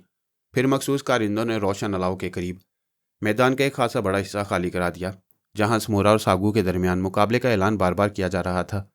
मेरा जहन बदस्तूर बोगा की ज़ात में उलझा हुआ था। अभी तक मजमे में दूर दूर तक उसका कोई निशान नज़र नहीं आ रहा था। मुझे इस बात पर भी हैरत थी कि खिलाफ तवक्को मकाला बेहद मुतमईन नज़र आ रहा था। मेरी नज़रें बार बार सोकारू की सिमत भी उठ रही थीं, जो मकाला के सीधे हाथ पर मौजूद था। जश्न के मौका पर उसने ख़ास तौर पर अपने बूढ़े चेहरे की झुर्रियों को मुख्तलिफ रंगों से रंगकर और ज़्यादा पुरस्रार और भयानक बना रखा था। अचानक जंगलियों का शोर गुल भी ढोल ताशे की कान फाड़ आवाज़ों के साथ ही दम तोड़ गया और हर सिमत गहरी खामोशी तारी हो गई। फिर समोरा के करीब खड़े हुए एक मसनूई चेहरे वाले ने बुलंद आवाज़ में मजमे को मुखातिब करते हुए कहा, ओरोफीना के लोगों, मुझे अफसोस है कि चंद नागुज़ीर हालात की बिना पर आज मनामा हमारे साथ इस जश्न में शरीक नहीं हो सका। लेकिन सरदार समूरा के हुक्म के मुताबिक मैं तुम्हें मुकद्दस उरू के जश्न इश्नान के इस मुतबरक मौका पर शिरकत की मुबारकबाद देता हूँ। और अब वो मुकाबला शुरू होने वाला है जिसके बाद सरदार समूरा के नए नायब का इंतखाब होगा। ये मुकाबला ऐलान के मुताबिक सागू और समूरा के दरमियान होगा। दस्तूर की रूह से इस मुकाबले में दोनों फरीक की टोलियों के अफराद अपनी अपनी नादीदा पुरस्रार जादुई और मावरई कुव्वतों का मुजाहरा करने का हक रखते हैं। लेकिन मुकाबले के दौरान किसी टोली का कोई फ़र्द मैदान में जाने की जसारत उस वक्त तक नहीं कर सकेगा जब तक उसका बाकायदा ऐलान न किया जाए। मैंने मकाला की सिमत नज़र उठाई। उसके होंठों पर बेहद मकरूम मगर मायने खेज मुस्कुराहट नजर आ रही थी। सोकारू अपनी जगह दोनों घुटनों पर हाथ रखे आलती पालती मारे आसन जमाए बैठा था। फिर जैसे ही मसनूई चेहरे वाले ने मुकाबला शुरू किए जाने का ऐलान किया, रोशन अलाव के करीब जमा हजूम से एक शख्स नारा बुलंद करता हुआ उठा और फिजा में कलाबाजियाँ खाता मैदान में आ गया। यह सागू था, जिसका अंदाज मुझे उन नारों से हुआ जो सागू की टोली के अफराद उसके हक में लगा रहे थे। मैंने बेहद गौर से सागू को देखा। वो चौड़े सीने और नहायत फुर्तीले जिस्म का मालिक था। कद्दो कामत के एतबार से भी उसके और समोरा के दरमियान ज़मीन व आसमान का फ़र्क था। कबीले के बेशतर अफराद उसके हक में फलक शगाफ नारे बुलंद कर रहे थे। मेरा ख्याल था कि समोरा के चेहरे पर भी सागू की बर्तरी का अक्स ज़रूर नजर आएगा, लेकिन ऐसा नहीं हुआ। वह अपनी जगह बेहद मुतमईन और पुरुमीद था। तुम्हारा क्या ख्याल है? कैलाश ने मुझसे पूछा। क्या सागू और समोरा के दरमियान होने वाला मुकाबला ज़्यादा देर तक जारी रह सकेगा? मुझे खुद भी हैरत है कि इस मुकाबले की क्या ज़रूरत थी। समोरा अगर चाहता तो सरदार की हैसियत से मकाला के बजाय सागू को अपना नायब मुकर्रर कर सकता था। नहीं, सावरी ने वजाहत की, नायब के चुनाव या तब्दीली के लिए मुकाबले की शर्त लाजमी है। समोरा मैदान में उतरा तो सागू के तेवर और ज़्यादा खतरनाक हो गए। दोनों हरीफ एक दूसरे पर हमले शुरू करने की खातिर पैंतरे बदलने लगे। सागू बिलाशुबा समोरा पर हावी नजर आ रहा था, इसलिए समोरा ने हमला करने में पहल नहीं की। दोनों टोलियों के अफराद खामोश बैठे मुकाबले की सूरत हाल को बगौर देख रहे थे। सागू कुछ देर तक बाजू फैलाए कहरो गजब के आलम में समोरा को देखता रहा। फिर अचानक उसने किसी आदमखोर चीते की तरह जस्त लगाई, लेकिन समोरा गाफिल नहीं था। वो तेजी से कतराकर एक जानिब हटा तो सागू अपनी झोंक में वार खाली जाने की वजह से ज़मीन पर गिरा। समोरा के हमायतियों ने एक नारा बुलंद किया तो सागू के तेवर और ख़तरनाक हो गए। जिस अंदाज में ज़मीन पर गिरने के बाद उसने बिजली की सी तेज़ी से कलाबाजी खाकर खुद को दोबारा संभाला, वो हैरत अंगेज था। समोरा निहायत इत्मीनान से सागू पर नजरें जमाए दाएं बाएं खिसकता रहा। सागू की खूंखार नजरें उसके एक एक हरकत का जायजा ले रही थीं। उसने दोनों हाथ फैलाकर अपने हरीफ को आहिस्ता आहिस्ता घेरना शुरू किया। फिर अचानक हवा में उछलकर उसने दोनों पैर दुश्मन के सीने पर मारने की कोशिश की, लेकिन समोरा को गालबन इसी लम्हे का इंतजार था। उसने अपने जिस्म को तेजी से नीचे की जानिब कर लिया। फिर इतनी फुर्ती से दोबारा उठा कि सागू अपना तवाज़ुन बरकरार न रख सका। समोरा ने अपने सर के झटके से सागू को फिजा में उछाल दिया। सागू ने अगर हवा में ही कलाबाजी खाकर खुद को ना संभाला होता तो यकीनी तौर पर सर के बल जमीन पर गिरा होता। समोरा के हामियों ने आसमान सर पर उठा लिया। मुकाबले में अचानक तेजी पैदा हो गई। सागू दोबारा अपने हमले में नाकाम हो जाने के सबब ज्यादा जोर से हमला करने लगा। समोरा निहायत महारत से उसके दाव पेच से खुद को बचाता रहा। अभी तक उसने खुद से कोई हमला नहीं किया था, महज अपने बचाव पर इक्तफा कर रहा था। शायद वो इस हिकमत अमली पर अमल पैरा था कि अपने हरीफ को थका दे, फिर एक ही हल्ले में उसे शिकस्त तस्लीम करने पर मजबूर कर दे। वक्त के साथ साथ दोनों हरीफों के हमायतियों का जोशो खरोश भी बढ़ता गया। वो बुलंद आवाज़ में नारे लगा लगा कर उनके हौसले बढ़ाने की कोशिशों में मसरूफ़ थे। मुझे समोरा की फुर्ती पर हैरत थी। सागू के मुकाबले में वो बज़ाहिर बेहद कमज़ोर नज़र आ रहा था, लेकिन जिस महारत और फुर्ती से वो मुकाबला कर रहा था वो बेमिसाल था। सागू ने गज़बनाक होकर अपने हलक से दरिंदों जैसी अजीबोगरीब आवाज़ें बुलंद करना शुरू कर दी। मुझे इस बात पर भी ताज्जुब था कि अभी तक किसी फरीक के हामियों की तरफ से कोई पुरस्रार या जादुई अमल शुरू नहीं हुआ। मैं अभी इस बारे में सोच ही रहा था कि अचानक समोरा के सर पर बिजली का कड़ाका हुआ। फिजा में बेशुमार दहकते अंगारे तैरने लगे। समोरा ने एक लम्हे के लिए ऊपर की जानिब देखा और उसी लम्हे सागू का दाव चल गया। उसने झपटकर समोरा को निहायत फुर्ती से अपने आहनी बाजुओं के हल्के में दबोचकर बुलंद करना शुरू कर दिया। समोरा के ज़मीन पर गिरते ही सागू ने हलक से खौफनाक आवाज़ें निकालते हुए जस्त लगाई। समोरा ने खुद को बचाने की खातिर तेजी से हरकत की, लेकिन सागू ने फुर्ती से लात चलाई और समोरा एक बार फिर तेवरा कर दूसरी जानिब लुढ़क गया। फिर कबल इसके कि वो अपना तवाज़ुन संभाल कर दोबारा मुकाबले की खातिर अपने पैरों पर खड़ा होता, सागू ने ज़मीन पर पाँव पड़ते ही दूसरी जस्त भरी और समोरा को अपने नीचे दबोच लिया। समोरा के हलक से बुलंद होने वाली करबनाक चीख दूर दूर तक सुनाई दी। सागू ने उस पर गिरते वक्त कोहनी से पेट पर इतनी शदीद ज़रब लगाई कि समोरा बिलबिला उठा। सोकारू और मकाला दोनों जोश में उठ खड़े हुए। बिजली का वो कड़ाका यकीनन सोकारू की एक साहिराना चाल थी, जिसने मुकाबले की बिसात सागू के हक में लौटा दी, और अब वो पूरी कुव्वत से समोरा को ज़मीन पर रगीद रहा था। अगर समोरा अपनी शिकस्त का एतराफ़ कर लेता तो कानून की रूह से सागू मुकाबला जारी नहीं रख सकता था। मेरा ख्याल है कि अब अगर समोरा ने शिकस्त तस्लीम करने में देर की तो सागू उसकी ज़िंदगी का चिराग हमेशा के लिए गुल कर देगा। कैलाश ने तशवीशनाक लहजे में कहा, हमाओं के देवता। सावरी ने मेरी सेमत रहम तलब नज़रों से देखकर गिड़गिड़ाते हुए कहा, समोरा को बचा लो, वरना मकाला की दरिंदगी मेरे हक में मौत से भी ज़्यादा अजियतनाक साबित होगी। उसी लम्हे मेरे कानों में जैक्सन की मानूस आवाज़ गूंजी, मेरे मोहतरम, आप बेपनाह पुरस्रार कुव्वतों के मालिक हैं। आपकी निगाहों का एक इशारा बाजी पलट सकता है, लेकिन मेरा मशवरा है कि आप फ़िलहाल एक खामोश तमाशाई बने रहें। जमाल मेरे मोहसिन। सावरी ने एक बार फिर मुझे बाजुओं से पकड़कर इल्तिजा की, क्या तुम समोरा के सिलसिले में मेरी कोई मदद नहीं करोगे? सब्र से काम लो सावरी, मैंने बेपरवाही से जवाब दिया। जो कुछ होगा तुम्हारे हक में बेहतर ही होगा। मैं तुम्हें यकीन दिलाता हूँ कि जब तक मैं जिंदा हूँ मकाला तुम्हारे साथ कोई ज्यादती नहीं कर सकेगा। ओरोफीना का जजीरा लोगों के शोरगुल से गूंज रहा था। मकाला और सोकारू के चेहरों पर फातिहाना मुस्कुराहट रक्स कर रही थी। दूसरी जानिब सागू अपने हरीफ को शिकस्त तस्लीम कराने की खातिर पूरी दरिंदगी का मुजाहरा कर रहा था। समोरा का चेहरा खून से लहू लुहान हो रहा था और सागू मशीनी अंदाज में उसकी नाक और मुंह पर मुक्के बरसा रहा था। लेकिन फिर अचानक जो कुछ हुआ उसने तमाम हजूम को अंगश्ते बदंदा कर दिया। समोरा ने नीचे से कोई ऐसी हरकत की थी कि सागू हवा में बुलंद होकर उड़ता हुआ दूर जा पड़ा। मकाला और सोकारू के चेहरों के रंग उड़ गए। लोग हैरत से आंखें फाड़े समोरा को देख रहे थे, जो आहिस्ता आहिस्ता अपने कदमों पर उठ रहा था। वो सागू को पेश आने वाले हादसे को समोरा की जानिब से कोई जवाबी कार्रवाई या मौसर दाव समझ रहे थे।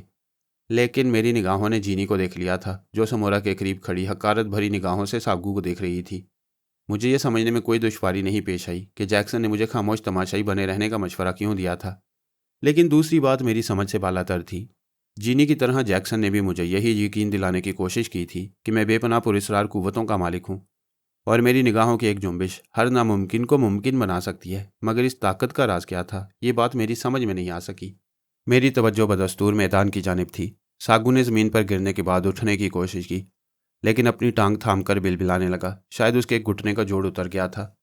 हजूम पर गहरी खामोशी तारी थी। समोरा के हामी भी गुमसुम होकर रह गई। सागू, समोरा ने अपने कदमों पर खड़े होने के बाद उसे बुलंद आवाज़ में ललकारा, क्या तू अपनी शिकस्त तस्लीम करता है या भी तेरे अंदर मुकाबला करने का हौसला बाकी है?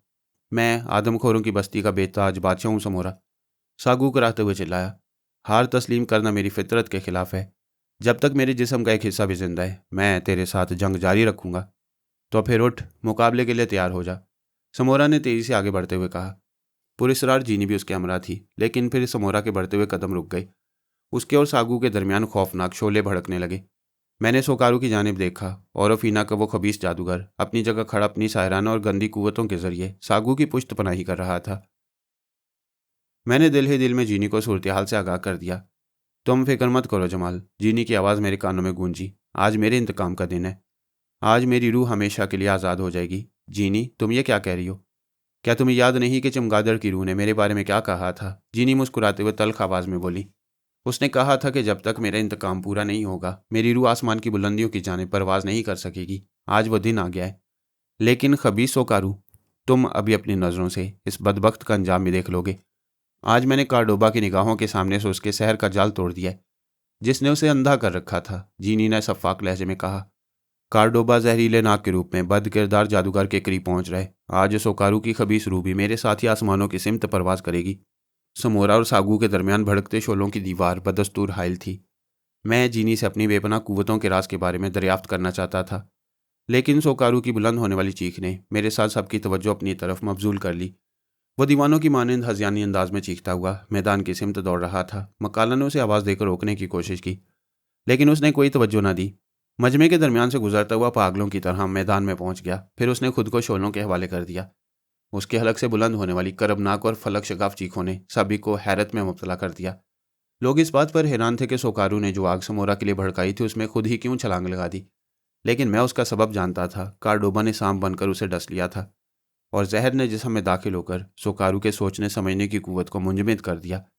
फिर वही हुआ जो जीनी के पुरस्रार रूह की ख्वाहिश थी। भड़कते हुए शोले चंद लम्हे बाद गायब हो गए तो मैदान में सोकारू की अकड़ी हुई लाश मौजूद थी। उसका अंजाम इस कदर हौलनाक और भयानक था कि सागू की कमर भी टूट गई।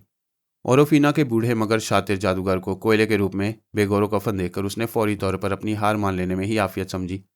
समोरा के हामियों ने सागू की शिकस्त का ऐलान सुनते ही दौड़कर उसे कांधों पर उठा लिया। उनके नारों से कान पड़ी आवाज़ नहीं सुनाई दे रही थी। मैंने पलटकर मकाला की सिमत देखा, लेकिन वह मुझे कहीं नजर न आया। मेरे दिल में एक ख्याल बड़ी तेजी से उभरा, कहीं कार्डोबा ने सोकारू के बाद मकाला को भी डसकर ठिकाने तो नहीं लगा दिया। इस ख्याल के आते ही मैंने जीनी को आलम तसव्वुर में आवाज़ दी, लेकिन सोकारू की मौत के बाद ही वो नज़रों से ओझल हो गई थी। उसकी तरफ से कोई जवाब न मिला तो मेरी उलझन बढ़ने लगी। मेरे जहन में मुख्तलिफ ख्यालात उभर कर आपस में गड़बड़ होने लगे। हवाओं के देवता, मुकद्दस समोरा जीत गया। साबरी की मुसर्रत भरी चीख मेरे कानों में गूंजी। बदबख्त सोकारू की मौत ने सागू का तख्ता उलट दिया। तुम अजीम हो। तुमने जो कहा था वह दुरुस्त साबित हुआ। अब एक अरसे तक मकाला को समोरा के सामने सर उठाने का मौका नहीं मिलेगा। तुम इस समोरा की फतह की खुशी मना रही हो, मैंने साबरी को घूरते हुए तल्ख आवाज़ में कहा। क्या तुम भूल गई कि वो अपने इक़्तिदार को बरकरार रखने की खातिर तुम्हें मकाला के हवाले करने पर आमादा हो गया था? उरू के मुकद्दस मुजस्मे की गुमशुदगी ने उसे ऐसा करने पर मजबूर कर दिया था, वरना। समोरा को भूल जाओ, मैंने उसे समझाना चाहा। उसके इक़्तिदार की मुद्दत भी किसी लम्हे ख़त्म हो सकती है। मैं समझी नहीं। क्या तुम समोरा से अभी तक खफा हो? मुझे एक बात बताओ, तुम्हें समोरा और बोगा में कौन ज़्यादा अजीज़ है? बोगा। लेकिन तुमने इस वक्त बोगा का जिक्र क्यों किया? सावरी ने मुझे वजाहत तलब नज़रों से देखा। इसलिए कि मेरा इल्म कहता है कि बोगा समोरा की कैद से आज़ाद हो चुका है। मैंने सरगोशी में जवाब दिया तो सावरी के चेहरे पर एक रंग आकर गुजर गया। वो मुझे ऐसी नज़रों से घूरने लगी जैसे उसे मेरी बात पर यकीन न आया हो। मेरी निगाहों के सामने और अफीना पर बसने वाले वैशी समोरा की फतह पर दीवाना वार रक्स कर रहे थे। वो वैशी जो मकाला के हामी थे वो भी मौका की नज़ाकत को महसूस करके समोरा के हामियों में शामिल हो गए। ढोल पीटने वालों के हाथों की हरकत हर लम्हा शिद्दत इख्तियार करती जा रही थी और उसके साथ ही बेहंगम उछल कूद में भी इजाफा होता जा रहा था। औरत व मर्द सभी जुनूनी अंदाज में नाच रहे थे और अपनी ज़ुबान में नगमे आलाप रहे थे। जमाल, तुमने बोगा के बारे में कुछ कहा था। सावरी ने एक बार फिर मेरी सोच में मखल होने की कोशिश की। मुझे इस वक्त सावरी की दखल अंदाजी ग्रां गुजरी। मैं झुल्लाकर उसे कोई जवाब देना चाहता था कि अचानक ढोल की आवाज़ बंद हो गई। लोगों का वहशियाना रक्स थम गया। हजूम के दरमियान कुछ अफरा तफरी के आसार नजर आ रहे थे। फिर अचानक लोगों ने खुशी से बेख्तियार चिल्लाना शुरू कर दिया। हमारा मुकद्दस सरदार जिंदा है, वो हमारे दरमियान वापस आ गया। सरदार बोगा जिंदाबाद। मैंने तेजी से उठकर हजूम पर नजर डाली। बोगा सीना ताने शाहाना अंदाज में कदम उठाता आगे आ रहा था। जिन लोगों ने समोरा को कांधों पर उठा रखा था वो भी दम बखुद हो गए। समोरा के चेहरे पर अचानक मौत की स्याही फैलकर गहरी होने लगी। वो तेजी से नीचे उतरकर एक तरफ जाने की कोशिश करने लगा, लेकिन मसनूई चेहरे वालों ने घसीट कर उसे अपने निर्गे में ले लिया। हवाओं के देवता, तुमने ठीक कहा था। बोगा हमारा मुकद्दस सरदार वापस आ गया। अब समोरा का इक़्तिदार बरकरार नहीं रह सकेगा। तुम वाकई अजीम हो।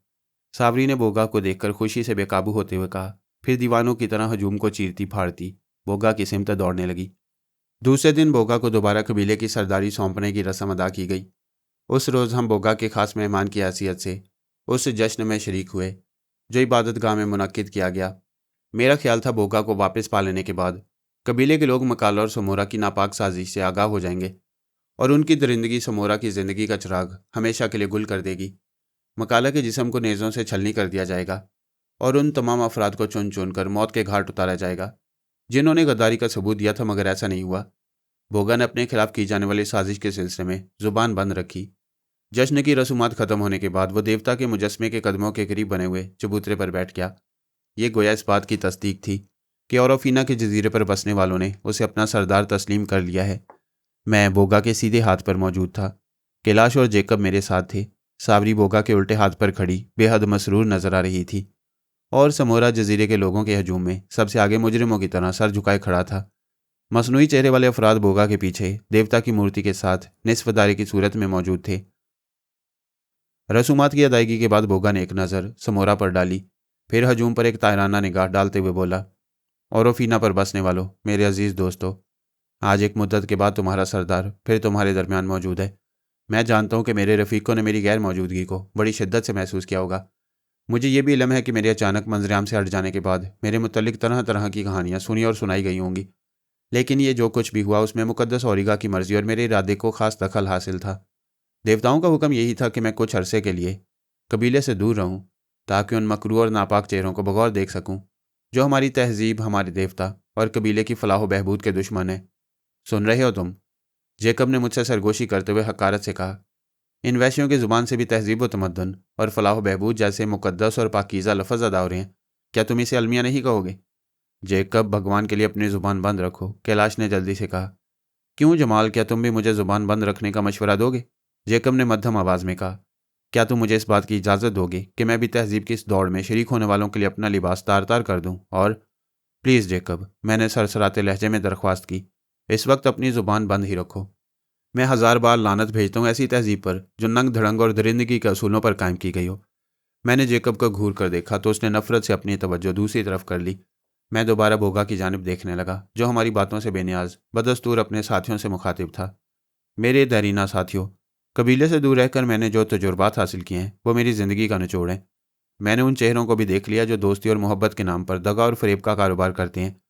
मैं उन लोगों को भी बेनकाब कर सकता हूँ जो वक्त और हालात के साथ कैंचरी बदलने के आदी होते हैं, लेकिन नहीं, मैं मुकद्दस औरिगा के नाम पर सिवाय एक फ़र्द वाहिद के तमाम लोगों को आम मुआफ़ी दे रहा हूँ। बोगा एक लम्हे को खामोश हो गया। हजूम ने उसके आखिरी जुमले पर चहमगोइयाँ शुरू कर दी। समोरा का चेहरा हल्दी की मानंद जर्द हो रहा था। वो बदस्तूर नजरें झुकाए खामोश खड़ा था। मुझे यूँ महसूस हो रहा था जैसे वो ज़्यादा देर तक अपना तवाज़न बरकरार न रख सकेगा, किसी लम्हे भी खौफ से चकरा कर गिर पड़ेगा। हवाओं के देवता, क्या तुम अपनी आसमानी कुव्वतों से दरियाफ्त करके मुझे बता सकते हो कि वो खुश नसीब फ़र्द वाहिद कौन होगा जिसके हक़ में तहजीब और तमद्दन के फरमारवा की जानिब से सज़ाए मौत का हुक्म जारी होने वाला है? जेकब ने एक बार फिर इस माहौल से अपनी नफ़रत का इजहार करते हुए मुझे मुखातिब किया। वो खुश नसीब तुम भी हो सकते हो, मैं सर्द लहजे में बोला। क्या तुम इस किस्म की फजूल बातें किसी और वक्त नहीं कर सकते? मैं समझ रहा हूँ तुम शायद सरदार बोगा से अपने लिए किसी खलत फ़ाखरा की उम्मीद लगाए बैठे हो। जेकब ने जले कटे लहजे में जवाब दिया। मेरे अजीज़ दोस्त, मेरे रफ़ीक समोरा, तुम किन ख्यालों में गुम हो? बोगा ने अचानक समोरा को मुखातिब किया तो वह अपनी जगह यूं लरज उठा जैसे उसे फांसी का हुक्म सुना दिया गया हो।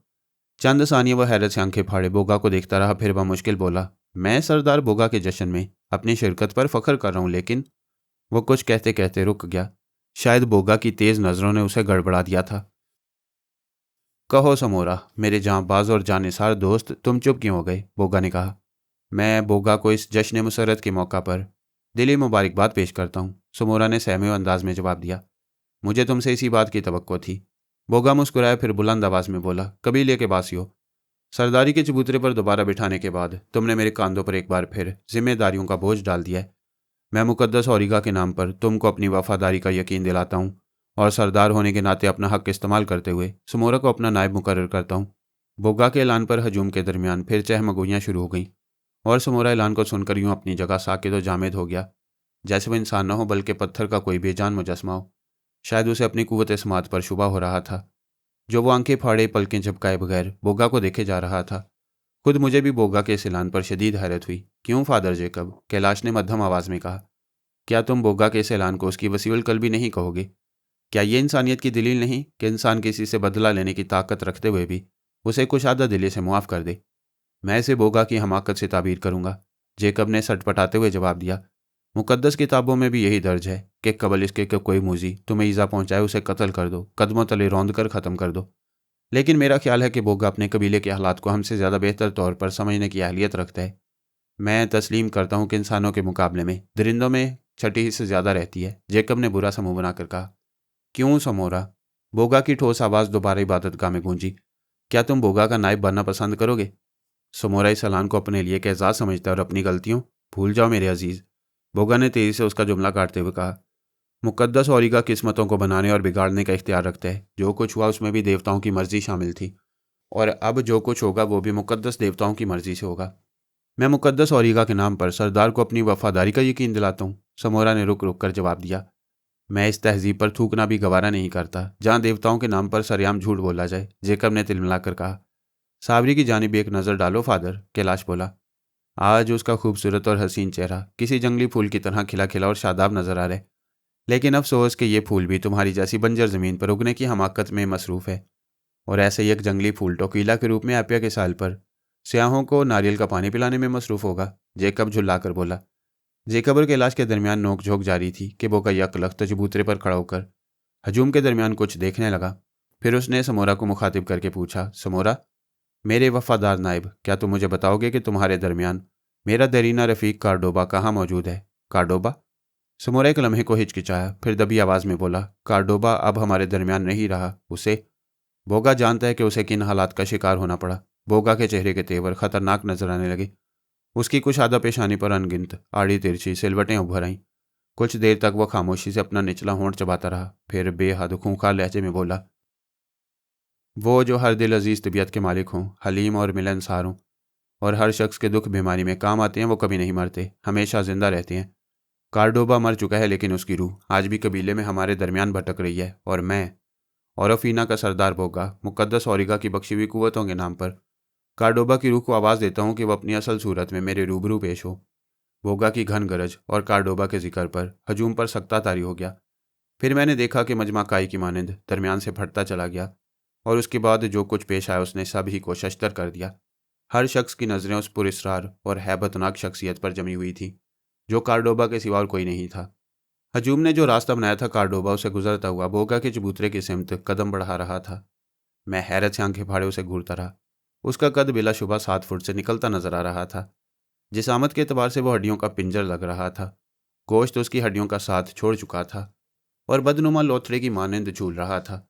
उसकी रंगत गुप्त अंधेरों से भी ज्यादा तारीक और स्याह नजर आ रही थी। जिस अंदाज में वो लंबे लंबे कदम उठाता आगे बढ़ रहा था, उससे बज़ाहिर ऐसा ही महसूस हो रहा था जैसे वो कोई मशीनी इंसान हो। उसकी आंखों की वीरानी में दुनिया जहान के असरार दिखाई दे रहे थे। मजमत दम बखुद कार्डोबा को देखता रहा, जो बोगा के सामने जाकर रुक गया। उसकी वीरान आंखें बोगा के चेहरे पर मरकूज थीं, लेकिन उसकी आंखों में जिंदगी की कोई अलामत, कोई रमक मौजूद नहीं थी। कुछ देर तक वहां मौत का सन्नाटा तारी रहा। बोगा की शोलाबार निगाहें भी कार्डोबा के चेहरे पर जमी रहीं। फिर उसने तहकमाना अंदाज इख्तियार किया। कार्डोबा, मैं ओरिगा के मुकद्दस नाम पर तुझे कुछ देर के लिए ताकत गुफ्तार बख्श रहा हूँ। मुझे बता, वो कौन था जिसने तेरी वफादारी पर शुबा किया? कौन था वो बद किरदार जिसने तुझे जिंदगी जैसी अजीम नेमत से महरूम कर दिया? मैं तेरी जुबान से उसका नाम सुनना चाहता हूँ। सरदार, कार्डोबा के हलक से खड़खड़ाती हुई आवाज़ उभरी, लेकिन उसके होंठ बदस्तूर साकित नजर आ रहे थे। हजूम खौफ व दहशत की कैफियतों से दो चार था। हाँ कार्डोबा, मैं सुन रहा हूँ। मुझे बता कि वो क्या हालात थे जिन्होंने तुझे मौत से हमकनार कर दिया। बोगा ने पुरस्रार लहजे में कार्डोबा की आंखों में झांकते हुए कहा। सरदार, तेरे खादिम से तेरी अमानत की हिफाजत का गुनाह सरजद हुआ था। कार्डोबा के बंद लबों के अंदर से उसकी आवाज़ उभरी। यूं महसूस हो रहा था जैसे वो आवाज़ बहुत दूर से आ रही हो। मकोशला, बोगा ने सख्ती से मुट्ठियां भींचते हुए सर्द लहजे में अपनी महबूबा का नाम लिया। हाँ सरदार, मैंने तेरी अमानत को अपने हाथों से देवता के कदमों में ले जाकर जिंदा जला दिया था। मैं जानता हूँ बदनसीब कार्डोबा कि तूने ऐसा क्यों किया था। बोगा गरज उठा। लेकिन मुझे बता कि तेरी मौत में कौन से गंदे और नापाक हाथ शामिल थे? वो मकाला था। मकाला? बोगा की आंखों से चिंगारियां उबलने लगी। हाँ, उसी ने मुझे अपने आदमियों के साथ घने जंगलात में तलाश करके सोते में मौत के घाट उतार दिया। कार्डोबा ने अपना सिलसिला कलाम जारी रखते हुए कहा, सोकारू ने अपने काले इलम के जरिए मकाला को मेरा पता बता दिया था। मैंने सोकारू को डसकर अपना इंतकाम पूरा कर लिया, लेकिन मकाला, वो तेरे आ जाने की वजह से फरार हो गया। नहीं, वो बोगा की निगाहों से बचकर नहीं जा सकता। उसका अंजाम भी तेरी बदनसीब रूह के हाथों इबरतनाक होना चाहिए। मेरे लिए क्या हुक्म है? मकाला को घेर कर मेरे रूबरू पेश कर। मैं ओरोफिना के बासियों को दिखाना चाहता हूँ कि गद्दारी की सज़ा कितनी हौलनाक होती है। बोगा ने किसी दरिंदे की तरह गरजते हुए कहा। कार्डोबा ने आस्था से गर्दन हिलाई, फिर यकलख्त वो हमारी निगाहों से ओझल हो गया। कुर्बानगाह में हर तरफ पुरहौल सन्नाटा तारी था। हजूम दम सादे खड़ा आने वाले लम्हों के बारे में गौर कर रहा था, और बोगा इस तरह अपनी जगह खड़ा बार बार सख्ती से मुट्ठियां भींच रहा था, जैसे इंतजार के लम्हे उसके लिए नाकाबिले बर्दाश्त हों। फिर उसने आसमान की सिमत चेहरा बुलंद करके आंखें बंद कर लीं। उसके होंठ हिलने लगे। मैंने पलटकर जेकब की सिमत देखा। उस वक्त उसकी सिट्टी भी गुम नजर आ रही थी। माहौल पर खासी देर तक मौत का भयानक और हौलनाक सकूत तारी रहा। फिर मकाला दीवानों की मानंद चीखता हुआ इबादतगाह में दाखिल हुआ। वो बार बार इस तरह अपने इर्द गिर्द घूम रहा था जैसे कोई नादीदा कुव्वत उसे अजियत पहुंचा रही हो। बोगा ने आंखें खोल दी और कहर आलूद नजरों से मकाला को घूरने लगा, जो उसके सामने सहमा खड़ा फटी फटी नजरों से माहौल का जायजा ले रहा था। कार्डोबा, क्या तू यहाँ मौजूद है? बोगा की सर्द आवाज उभरी। हाँ सरदार, तेरा ये खादिम तेरा हुक्म बजा लाया। कार्डोबा की आवाज़ सुनाई दी। फिर वह असली रूप में नजर आने लगा। मकाला के चेहरे पर मौत के खौफनाक साए मंडलाने लगे। तेरा शिकार तेरी निगाहों के सामने मौजूद है, देर मत कर। बोगा खूंखार आवाज में चिल्लाया, जितनी जल्दी मुमकिन हो सके इस बद किरदार को ठिकाने लगा दे। यह तेरे सरदार बोगा का हुक्म है। कार्डोबा ने मशीनी अंदाज में पलटकर मकाला को देखा। मकाला ने मौत से फरार होने की कोशिश की, लेकिन अपनी जगह से एक इंच भी जुम्बिश न कर सका। यूं तेवरा कर जमीन पर गिरा जैसे किसी पुरस्कार ताकत ने उसके पैर जकड़ रखे हों। बोगा की शोलाबार निगाहें मकाला पर मरकूज थी। फिर जो कुछ हुआ उसने हमारे जिस्म के रोंगटे खड़े कर दिए। मकाला के गिरते ही कार्डोबा भी जमीन पर लेट गया। फिर उसने लौट लगाई और अजदहे की सूरत इख्तियार कर ली। दूसरे लम्हे वो बाहर सा मुंह खोले मकाला की सिमत रेंगने लगा। मकाला मौत के खौफ से हलक के बल चीखता रहा, लेकिन फिर आहिस्ता आहिस्ता उसकी आवाज़ उसके हलक के अंदर घुटती चली गई। कार्डोबा ने अजदहे के रूप में मकाला को अपने मुंह के दरमियान दबोच कर जमीन से ऊपर उठा लिया और आहिस्ता आहिस्ता अपना मुंह बंद करना शुरू किया तो मकाला की हड्डियां किड़किड़ाने लगीं। उसके जिस्म से खून के फव्वारे उबलने लगे। वो मौत और जिंदगी के दरमियान फंसा किसी जख्मी परिंदे की मानंद फड़फड़ा रहा था, और कार्डोबा बेहद भयानक अंदाज में उसके जिस्म से खून का एक एक कतरा निचोड़ रहा था। वो मंजर इस कदर करबनाक और दहशत से भरपूर था कि मैंने घबराकर अपनी आंखें बंद कर लीं। आज भी जब मुझे मकाला की अजियतनाक मौत का ख्याल आता है तो झुरझुरी लिए बगैर नहीं रह सकता। जिस रोज़ बोगा को दोबारा ओरोफिना का सरदार बनाया गया, उसी रात वो सावरी के साथ हमारी रिहाइश का पर बैठा हमसे बातें कर रहा था। गुफ्तगू और सूझबूझ के एतबार से वो बेहद मामला फहम और दूर अंदेश नजर आता था। मैं उसकी कुव्वत का तमाशा रिहाई के वक्त भी देख चुका था, और उस वक्त भी जब वो इबादत गाह में चबूते पर खड़ा किसी शेर की मानंद धाड़ रहा था। लेकिन आम जिंदगी में वो बहुत मिलनसार और नरम मिजाज वाक़ई हुआ था। उसकी तबीयत का कुछ अंदाज़ा हमने उस वक्त भी लगा लिया जब उसने समोरा से इंतकाम लेने के बजाय उसे निहायत फराग दिली से मुआफ़ कर दिया था। शायद इसीलिए कि वो जानता था कि उसके साथ जो साजिश हुई थी उसमें समोरा की इक़्तिदार की हवस से ज़्यादा मकाला की कमीनगी और कीना तोज़ खसलत को दखल था। रस्मी गुफ्तगू के दौरान उसने खुले अल्फाज में मुझे अपना निजात दहिंदा करार दिया।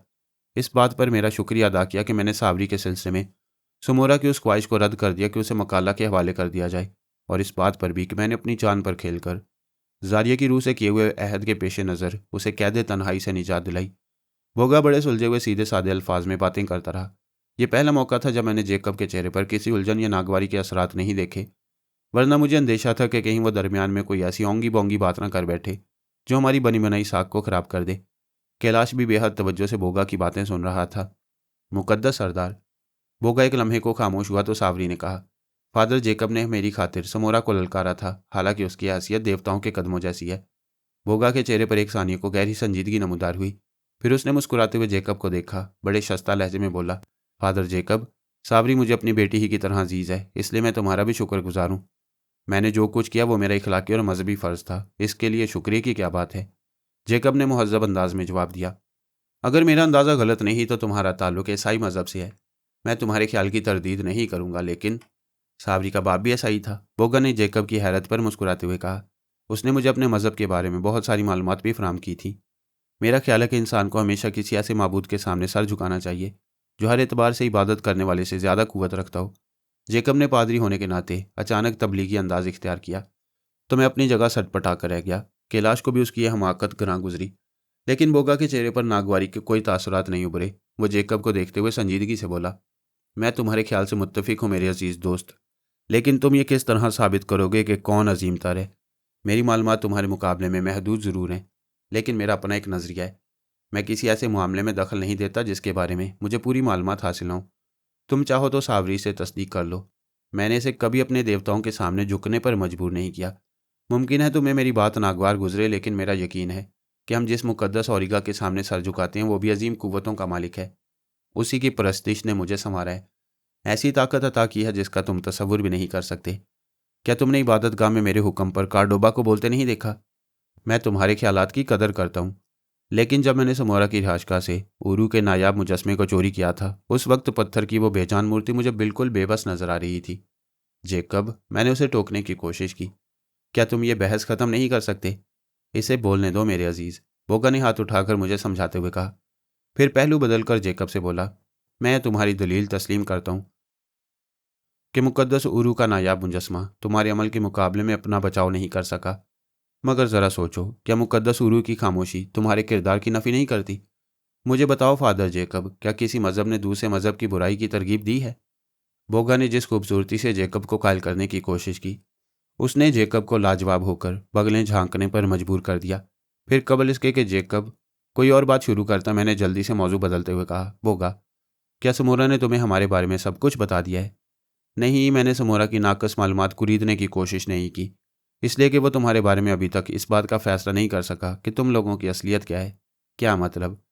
मैंने बोगा की मायनेखेज मुस्कुराहट पर चौंकते हुए कहा, असलियत से तुम्हारी क्या मुराद है? बोगा एक गुमनाम जजीरे पर बसने वाले वैश्यों का सरदार है, लेकिन इलम की रोशनी दुनिया के गोशे गोशे में मौजूद है। मैं तस्लीम करता हूँ कि तालीमी एतबार से मेरी हैसियत तुम्हारे मुकाबले में सिफर से ज़्यादा नहीं, लेकिन मुकद्दस औरिगा की परस्तिश ने कुछ ऐसी लाजवाल कुव्वतें बख्श दी हैं जिसकी बदौलत मैं झूठ और सच में फ़र्क महसूस कर सकता हूँ। बोगा ने बेहद संजीदगी से कहा, मुझे तुम्हारे बारे में भी तमाम हालात का बखूबी इल्म है। मेरे बुजुर्गों ने इस जजीरे पर तुम्हारी आमद की पेशन गोई बहुत पहले कर दी थी, और उसी वक्त से मैं तुम्हारी राह देख रहा हूँ। तुम हमारे बारे में क्या जानते हो? कैलाश ने वजाहत चाही।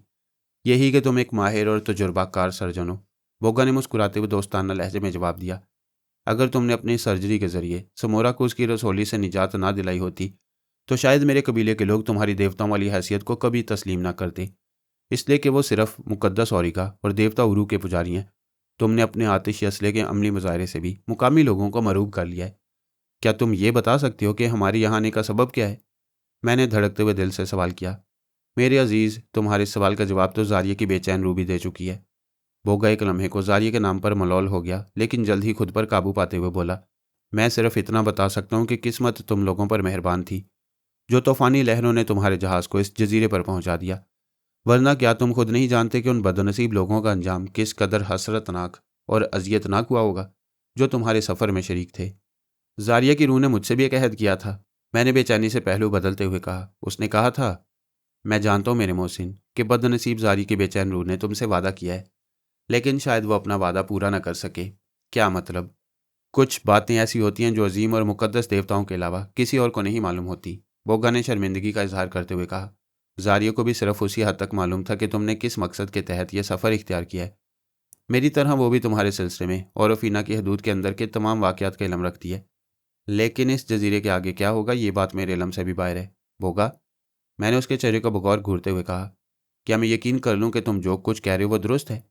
मेरा जवाब सुनकर बोगा का चेहरा एक लम्हे को गुस्से की शिद्दत से तमतमा उठा। उसे शायद मेरी बात नागवार गुजरी थी। एक पल के लिए उसने मुझे बिगड़े हुए तेवर से देखा, फिर खुद को संभालते हुए संजीदगी से बोला, मेरे अजीज़, क्या ये गलत है कि तुम अपनी शरीक हयात को एक बार खो देने के बाद दोबारा उसी की आखिरी ख्वाहिश पर उसे तलाश करने की खातिर भटकते फिर रहे हो? तुमने दुरुस्त कहा है, लेकिन तुम ये नहीं जानते कि मैं अपने मकसद में कामयाब हूँगा या नहीं।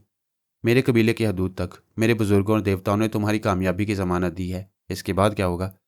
मुकद्दस औरिगा की कसम, ये बात बोगा भी नहीं जानता। अगर जानता तो अपने मौसिन को अंधेरे में कभी ना रखता। क्या औरिगा जानता है कि कल क्या होने वाला है? कैलाश ने मेरे इज़्तिराब को महसूस करते हुए पूछा। वो देवताओं का देवता है, वो सब कुछ जानता है। बोगा ने बड़ी अकीदत और एतमाद से जवाब दिया। क्या तुम्हारी परस्तिश हमारे किसी काम नहीं आ सकती? जेकब ने कहा। मैं तुम्हारा मकसद समझ रहा हूँ फादर जेकब, मगर मुझे अफसोस है कि मैं इस सिलसिले में तुम्हारी कोई मदद नहीं कर सकता।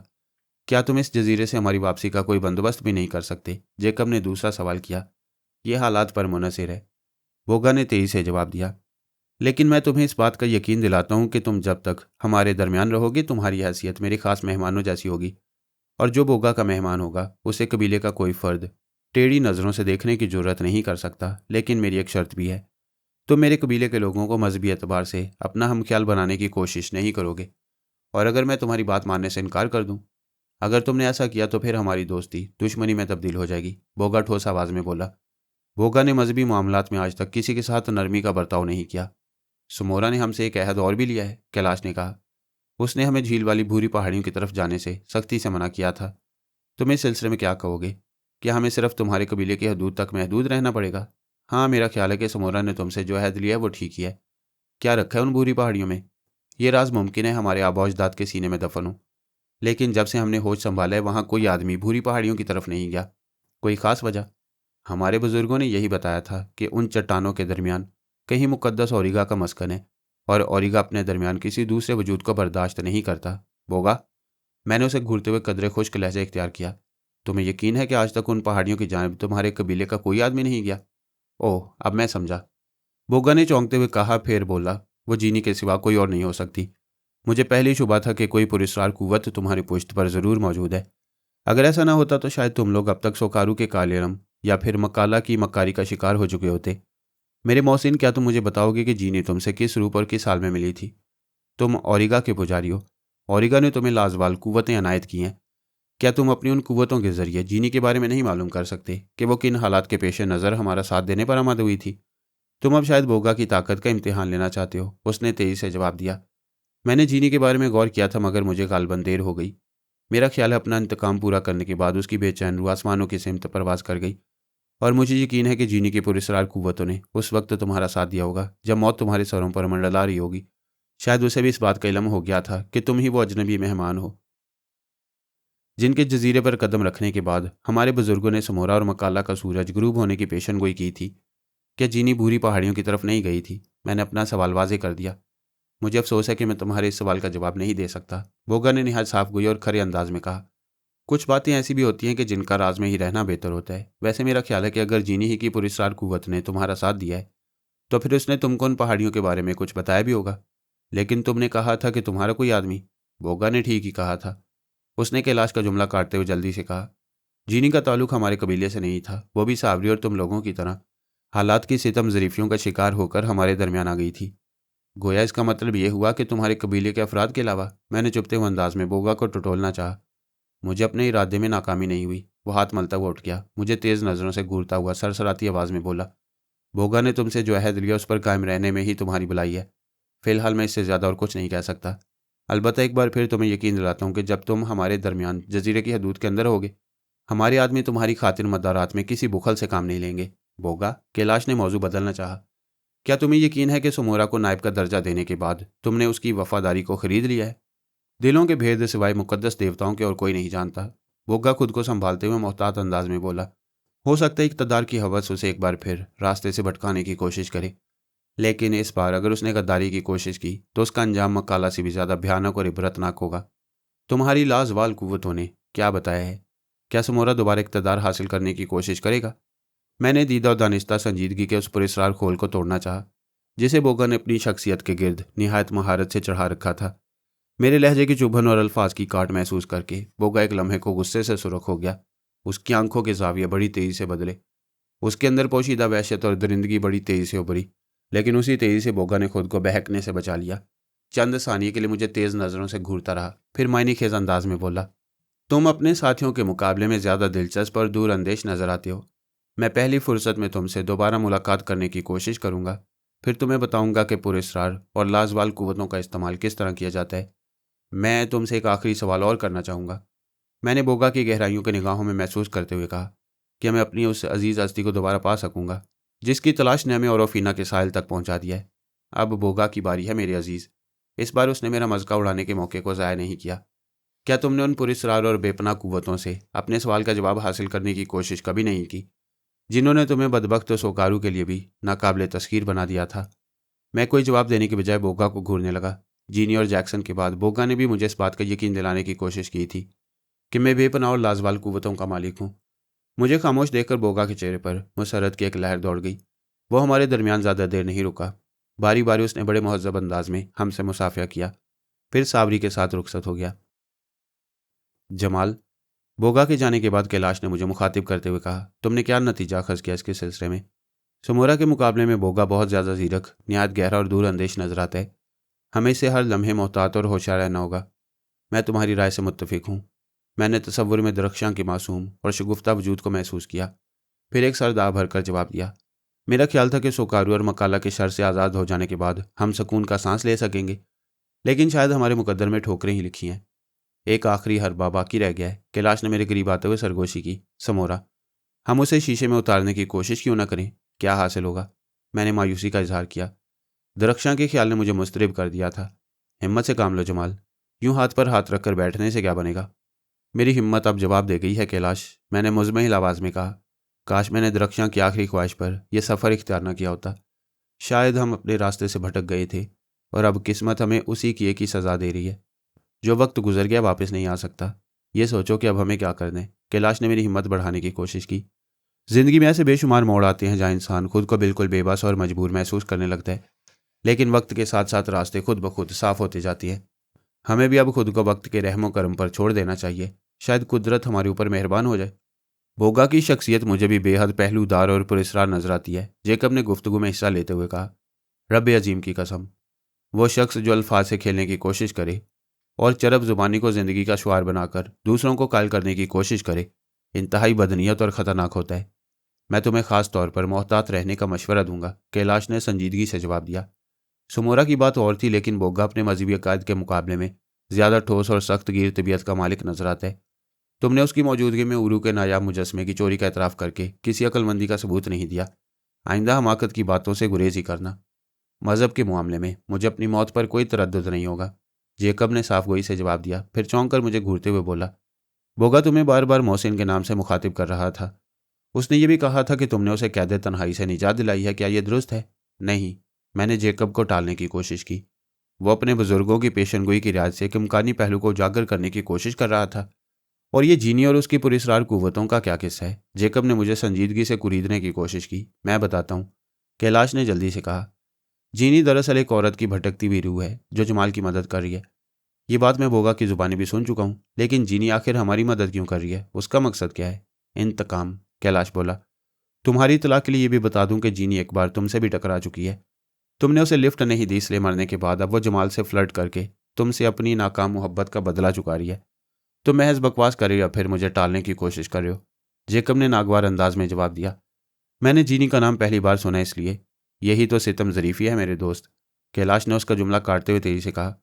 मैं तुम्हारी इस बात से मुत्तफिक हूँ कि तुमने जीनी का नाम पहले कभी नहीं सुना, मगर क्या तुम इस बात से भी इनकार कर सकोगे कि तुम रूपा नामे किसी औरत से भी ना वाकिफ़ हो? क्या मतलब? समझने की कोशिश करो तो मतलब साफ जाहिर है।